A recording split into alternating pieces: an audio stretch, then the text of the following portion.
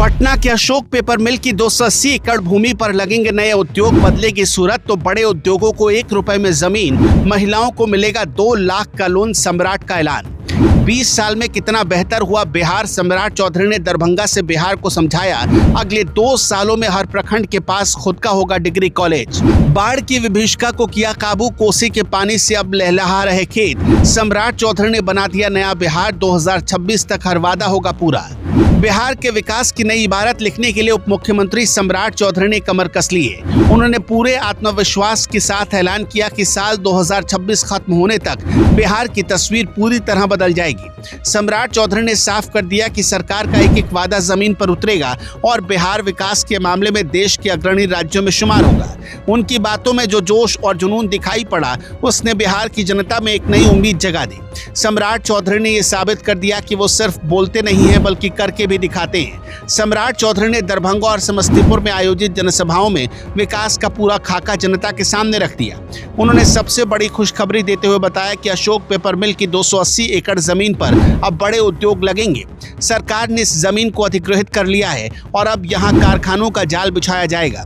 सम्राट चौधरी का विजन बिल्कुल साफ है कि बिहार के युवाओं को रोजगार के लिए अब दूसरे राज्यों में भटकना नहीं पड़ेगा।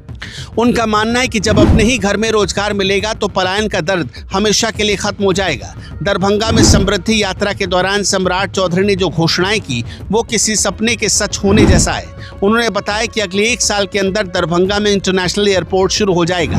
इतना ही नहीं, पटना की तरफ दरभंगा में भी मेट्रो चलेगी, जिसके लिए DPR तैयार की जा रही है।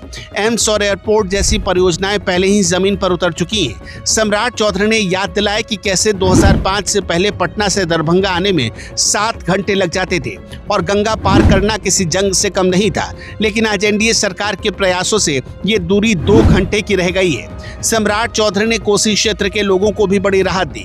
उन्होंने आंकड़ों के साथ समझाया कि कैसे सरकार ने बाढ़ प्रबंधन में क्रांति ला दी। साल 2007 में जब 1,92,000 क्यूसेक पानी छोड़ा गया तो तबाही मच गई थी, लेकिन 2024 में 6.5 लाख क्यूसेक पानी छोड़ने के बाद भी सिर्फ 156 गांव प्रभावित हुए। ये सम्राट चौधरी और नीतीश कुमार की सरकार की बेहतरीन इंजीनियरिंग का नतीजा है। आज कोसी का पानी तबाही नहीं बल्कि 4 लाख एकड़ खेतों में सिंचाई का साधन बन गया है। समस्तीपुर में भी सम्राट चौधरी का अंदाज देखने लायक था। उन्होंने महिलाओं के सशक्तिकरण को लेकर सरकार की प्रतिबद्धता दोहराई। उन्होंने कहा कि जो महिलाएं बकरी पालन, सिलाई या दुकान चला रही हैं, उन्हें सरकार 2 लाख रुपए तक की मदद देगी। सम्राट चौधरी चाहते हैं कि बिहार की हर महिला आत्मनिर्भर बने। उन्होंने बताया कि गाँव में पंचायत सरकार भवन बनाए जा रहे हैं और जिन प्रखंडों में डिग्री कॉलेज नहीं है, वहां अगले 2 साल में कॉलेज खोल दिए जाएंगे। ये शिक्षा और स्वावलंबन की दिशा में एक बड़ा कदम है।